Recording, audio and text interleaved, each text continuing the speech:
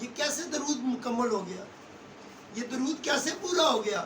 حضور نے فرمایا تھا جس درود میں سے آل ہی نکال دو وہ دم کٹا درود ہے۔ وہ کون سا درود ہے؟ دم کٹا درود ہے۔ اور اللہ کے نبی نے فرمایا ایسا درود میں قبول نہیں کرتا جس میں آل ہی نہ لیا جائے۔ بولو سبحان اللہ۔ اور ایک اور بات یاد رکھیں، آپ اچھی چیزیں جتنی مرضی اکٹھی کر لینا۔ جس طرح مثال کے طور پہ کوئی کہتا ہے جی درود شریف میں پڑھتے ہیں اللہم صلی علی محمد وعلی آل محمد وعلی آل محمد و اصحابہ و ازواجہ۔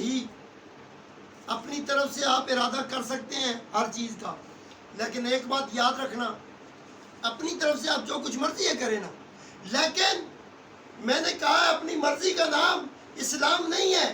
اپنی مرضی کا نام اسلام نہیں ہے، مصطفیٰ کی چاہت کا نام اسلام ہے۔ اور مصطفیٰ نے فرمایا ہے کہ درود کی اصل کو اگر تم پہنچنا چاہتے ہو تو تم کو یہ پتہ ہونا چاہیے کہ درود نماز میں کون سا پڑھا جاتا ہے۔ نہ ازواج ہی پڑھا جاتا ہے، نہ صحابہ ہی پڑھا جاتا ہے، بلکہ نماز میں درود جو پڑھا جاتا ہے اللہم صلی علی محمد وعلی آل محمد والا پڑھا جاتا ہے۔ بولو سبحان اللہ، اونچا بولو سبحان اللہ۔ سبحان اللہ۔ آپ اپنی طرف سے جو کو مرضی ہے کریں نا، لیکن اللہ نے جو آپ سے مانگا ہے، بھائی میں آپ سے کہوں یار مجھے ایک گلاس پانی لا دو، بندہ اندر جائے، جا کے گلاس میں میٹھا بھی ڈال کے لے آئے، اس میں انرجائل کا شربت بھی ڈال لائے اور لا کے مجھے دے دے، مجھے کہے جی پانی پئیں، اور میں کہوں یار پانی نہیں ہے یہ، وہ کیا بن گیا ہے؟ اونچا بولے کیا بن گیا ہے؟ شربت۔